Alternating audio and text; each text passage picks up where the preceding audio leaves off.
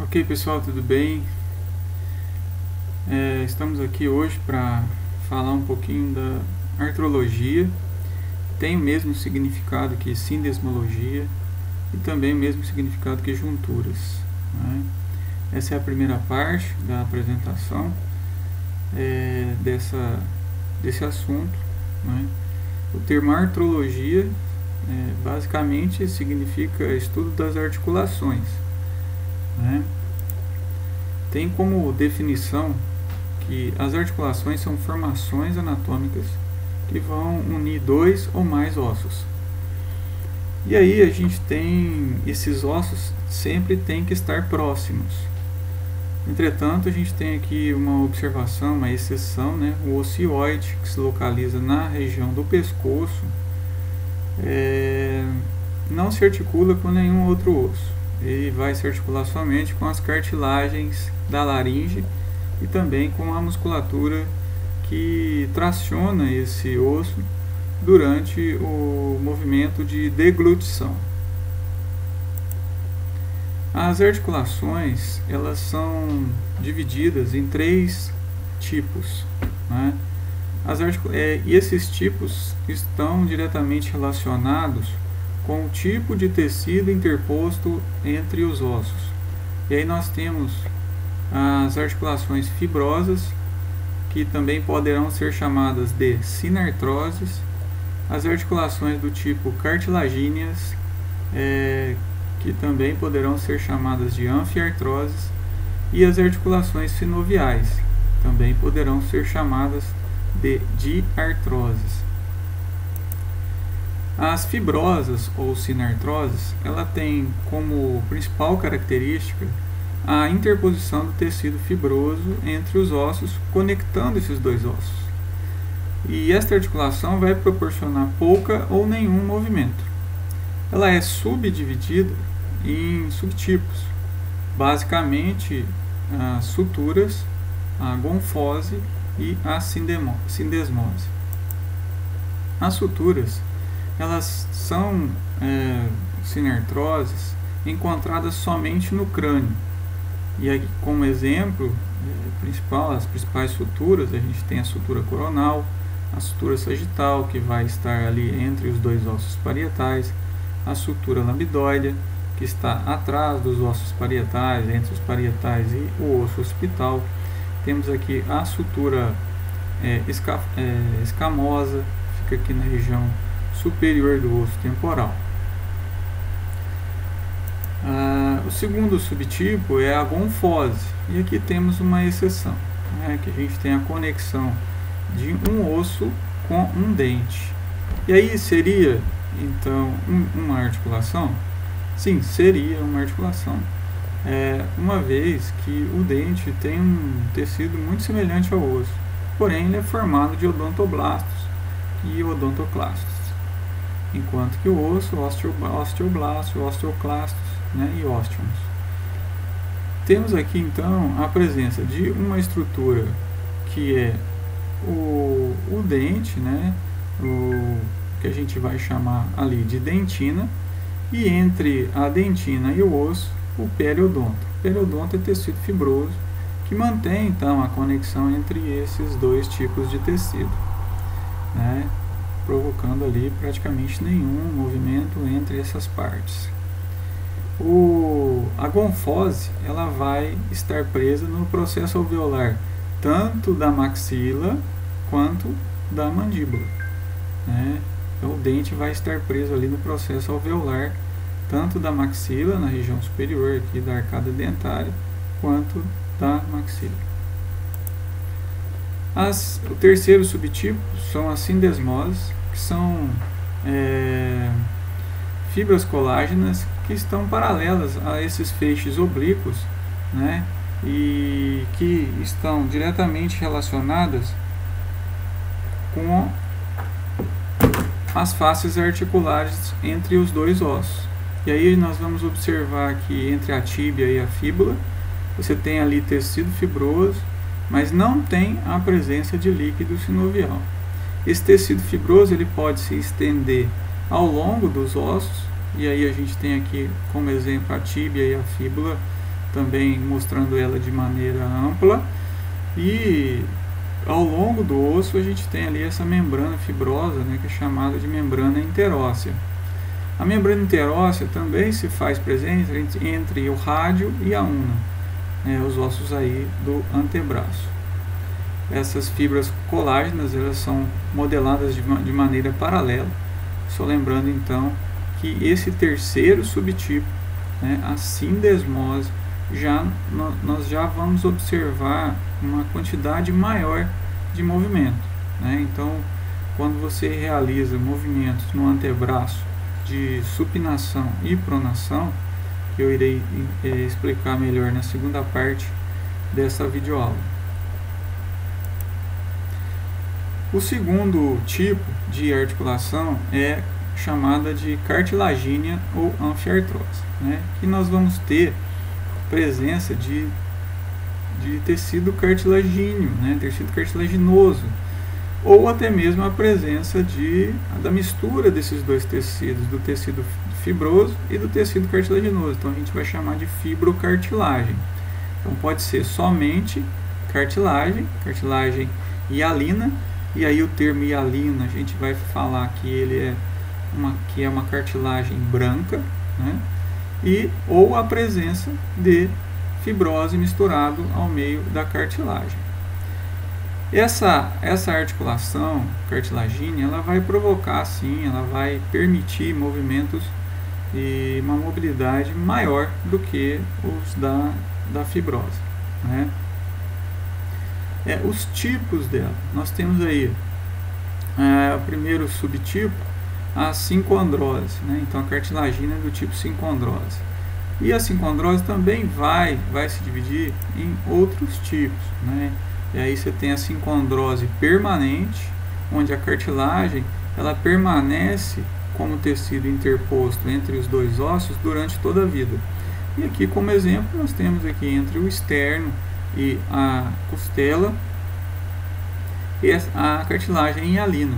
Então, desde o início da concepção, né, quando há a formação ali já no embrião desse tipo de tecido, você tem ali a presença de cartilagem. Então, não vai ocorrer aqui um processo conhecido como sinostose. Então, a sinostose, né, nada mais é do que o processo de ossificação da cartilagem. Isso não vai acontecer aqui na sincoandrose permanente, né? Então, exemplo, essas cartilagens costais, né, da articulação externo-costal. Já a sincoandrose temporária, o próprio nome já diz, por um tempo você vai encontrar ali cartilagem hialina, esta sim vai sofrer sinostose, ou seja, o processo de ossificação vai se fazer presente. Então aí a gente tem como exemplo, né, as cristas das cartilagens presentes no sacro. Na verdade, nós temos ali as linhas transversais, né, as metáfises das fontanelas aqui no crânio, que nós vamos chamar também de fontículos, mais conhecidas como moleiras. A sincoandrose tipo external, entre o externo e o processo chifoide, lá na região abaixo do corpo do externo, a sincoandrose manúbio external e outras cartilagens presentes aí na infância, né? As metáfises, as placas de crescimento dos ossos longos. O que mais nos interessa nesse momento é falar um pouquinho mais aí dos fontículos, também conhecido como fontanelas, também conhecido como moleira. Então, os fontículos, eles têm essa presença de cartilagem hialina, né, logo no início, e ele tem como principal função permitir mobilidade durante o parto, né, na passagem da cabeça no canal vaginal. E aí no momento do parto, esse crânio ele vai aumentar no sentido crânio-caudal e diminuir o seu diâmetro. E obviamente que essa mobilidade é pequena, e logo em seguida, após o parto, esse crânio ele aumenta no seu diâmetro tanto lateral quanto antero-posterior. Nós vamos também ter como função esses fontículos permitir um maior crescimento, né, do tecido nervoso em relação ao tecido ósseo. Então, o crescimento do tecido nervoso aí até os 6 anos de idade, 7 anos de idade aproximadamente, é maior do que o crescimento ósseo. Tanto é que a criança, quando você observa uma criança aí nessa idade, 5, 6 anos, ela tem uma desproporção céfalo-corporal bastante visível, né? Então a criança tem um diâmetro cefálico, né, desproporcional em relação ao tamanho do seu corpo. Os fontículos eles recebem nomes, e aí os nomes que nós vamos dar a ele às vezes podem estar relacionados com os pontos craniométricos. O fontículo anterior, que está ali na junção da sutura sagital com a sutura coronal, ele é chamado de bregmático. O posterior, e na junção da sutura sagital com a sutura lambidoide, ele é chamado de lambidoide. O fontículo anterolateral, que é onde está localizado o pitério, ele pode ser chamado também de esfenoidal, porque ele fica na ponta da asa maior do esfenoide. E o fontículo pósterolateral, que fica ali na região do processo mastoide, logo acima do processo mastoide, onde nós vamos observar logo em seguida, após a finalização da ossificação dos fontículos, o ponto craniométrico conhecido como astério. Então aí o fontículo anterolateral, onde estaria localizado a asa maior do esfenoide, e também na junção aqui da sutura coronal. Então a junção de várias suturas, conferindo a esse ponto um ponto fraco no crânio. Na posterior, né, o fontículo posterolateral, aqui se localiza o astério, né, também uma junção aí de 3 suturas. O processo mastoide vai se localizar aqui, então logo acima dele, então por isso ele é chamado também de mastoide, né. Já numa vista superior, vamos observar o fontículo anterior, chamado aí de bregmático, né, e aqui o fontículo posterior, chamado de lambidoide.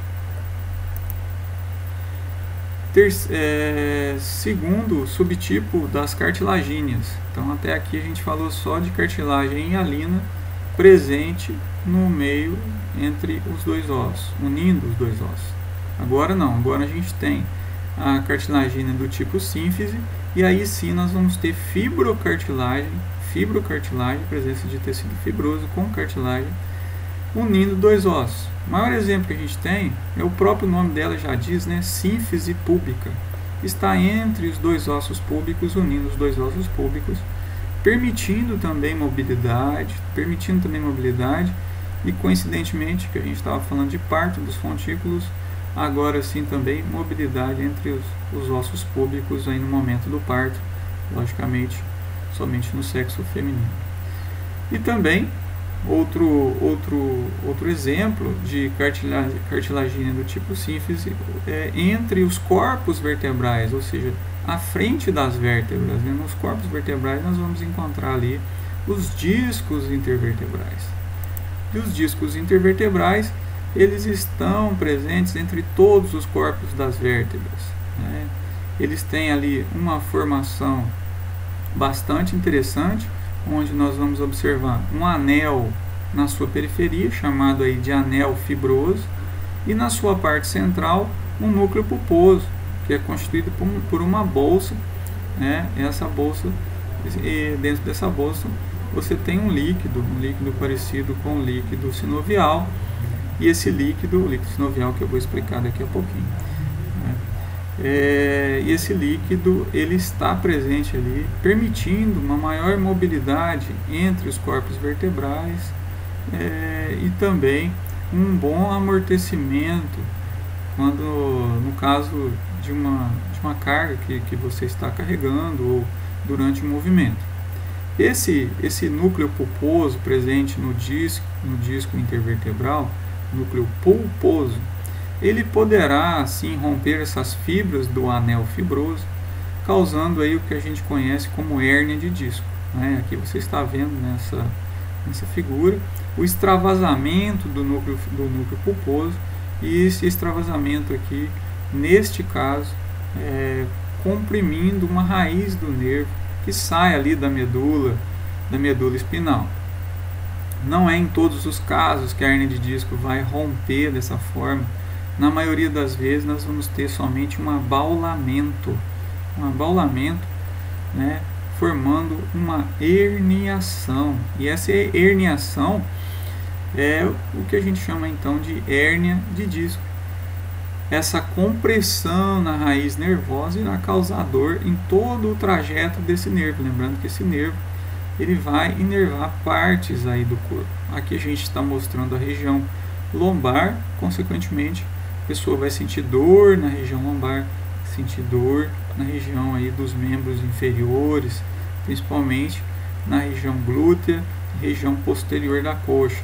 Essa dor pode se estender até a planta do pé, parte posterior da perna e planta do pé. Terceiro tipo de articulação, articulação sinovial, chamada também de diartrose. Esta articulação, conhecida como diartrose, é a que vai proporcionar, né, movimentos em vários eixos. E esses movimentos são movimentos de alta mobilidade, de ampla mobilidade. Então, nós temos aqui a presença de líquido sinovial. Agora não é tecido interposto, mas sim um líquido. E esse líquido vai diminuir, logicamente, o atrito entre os dois ossos. Então ele possui esse líquido, né, o líquido sinovial, entre os dois ossos, permitindo um movimento bastante amplo, né, e bastante visível. Para que nós possamos, para ser considerada uma articulação sinovial, ela tem que possuir pelo menos alguns desses elementos. Então aqui a gente tem esses elementos. O primeiro elemento, a cartilagem articular, né, que é um elemento bastante importante, que vai revestir a extremidade dos ossos longos, principalmente. Essa cartilagem, ela é o mesmo tipo de cartilagem hialina, só que agora, ressalte bem, é importante que vocês entendam que essa cartilagem não é uma cartilagem de conexão. Você não vai ter uma ligação de um osso com o outro através dessa cartilagem, mas sim um revestimento na pontinha do osso, na extremidade do osso, né? Essa cartilagem é cartilagem de revestimento. A presença da cápsula articular, obviamente que ela é extremamente importante, uma vez que ela tem que manter esse líquido sinovial. Então ali você tem a presença de uma cápsula.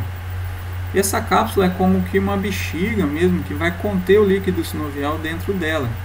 Ela vai ser dividida em duas partes, uma túnica fibrosa e a membrana sinovial, que vai produzir o líquido sinovial. Poderemos ter ou não a presença do disco.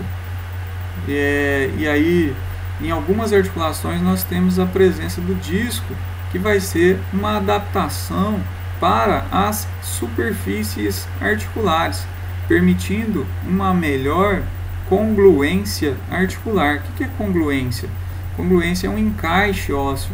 Vai melhorar as superfícies ósseas, né, encaixando melhor um osso no outro. O menisco também tem a mesma função, melhora a coaptação articular, né, melhora o encaixe ósseo. E também tanto o disco como o menisco tem como função o amortecimento de choques, né? E aí a presença é clara do líquido sinovial, né? O líquido sinovial, que é um líquido composto de basicamente tudo para nutrir a cartilagem articular. Então o líquido sinovial ele vai nutrir a cartilagem articular, uma vez que a cartilagem articular ela é desprovida de vascularização, então ela não possui vasos para nutri-la. O líquido sinovial vai nutri-la através de todos os componentes necessários para que ela possa se manter viva, para que ela possa se manter em condições de permitir o livre deslizamento entre as superfícies, né? Então, aqui falando de cada uma delas, algumas dessas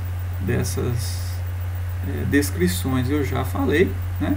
Então, a cartilagem é uma cartilagem hialina, da mesma forma que a cartilagem de ligação, porém a cartilagem é uma cartilagem que está aderida à superfície do osso, à extremidade do osso, né?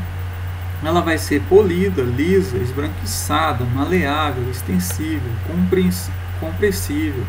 Ela vai se deformar conforme você tem uma pressão e ela pode também lesar. Quando acontece uma lesão, obviamente que ela não vai ser capaz de se regenerar. Então, vai ser substituída por tecido fibroso.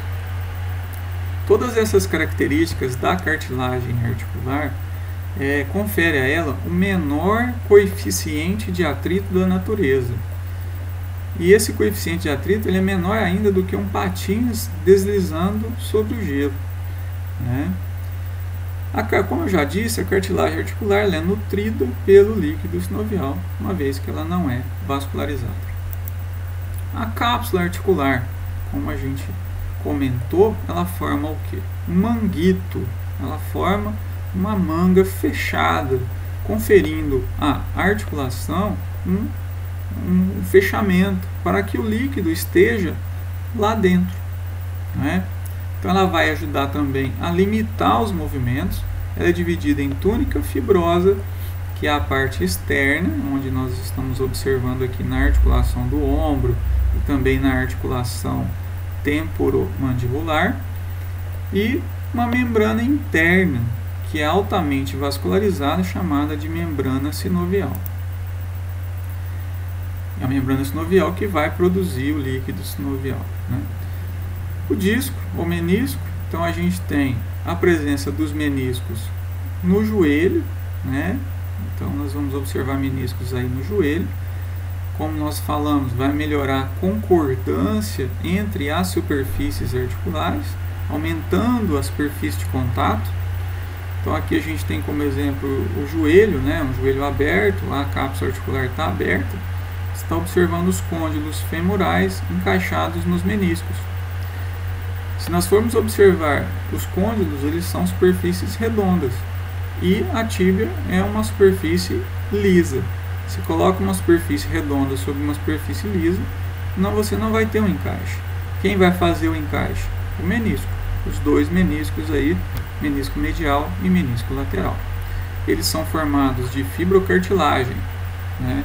E eles poderão apresentar inserções ósseas nas extremidades, como é o caso do menisco do joelho, tá? Vão se fixar também na cápsula articular e também em ligamentos, né? O disco articular que a gente tem aqui como exemplo é o disco da ATM, articulação temporomandibular. Ele vai se fixar aqui na periferia da cápsula, enquanto que o menisco não, o menisco vai se fixar no osso. No caso aqui da ATM, a gente tem disco. O disco está fixado na cápsula articular. Perceba que você tem um espaço livre aqui na fossa mandibular e um espaço livre também acima da cabeça da mandíbula, né? E aqui você tem a cápsula articular. Vocês estão vendo aqui uma visão com um corte sagital, corte sagital paramediano, observando então a presença do disco articular. O líquido sinovial, né, que nós também falamos dele já um pouquinho. O disco ele é transparente, viscoso e vai ocupar toda a cavidade articular. Ele é formado por mucopolissacarídeos, também tem a presença do ácido hialurônico, que confere aí ao líquido sinovial, né, permite manter, né, as superfícies bastante lisa uma em relação à outra, ou seja, diminui o atrito entre as superfícies articulares. ele tem uma pequena quantidade de proteína. Ele vai fornecer todo o necessário para manter a cartilagem viva, né? Todos os nutrientes para manter as superfícies lubrificadas e também nutridas, né? Ele que vai nutrir então a cartilagem articular. Os ligamentos, que são essas faixas fibrosas delgadas, né? Que tem a capacidade de aumentar, né, a resistência mecânica articular e tem a função de limitar os movimentos. Então eles estão presentes tanto nas articulações sinoviais como também nas sinartroses, que a gente já comentou. Também está presente nas suturas, nas gonfoses, porque são tecido fibroso. Então são essas bandas largas que vão unir uma articulação à outra, né? Aí os ligamentos são divididos em ligamentos extracapsulares, que estão por fora da cápsula na túnica fibrosa, e os ligamentos intracapsulares, que estão dentro da cápsula articular, estão lá dentro. Aí, como exemplo, a gente tem o ligamento cruzado anterior e o cruzado posterior. Outro ligamento também é o ligamento transverso do joelho, é um ligamento intracapsular, juntamente com os dois cruzados.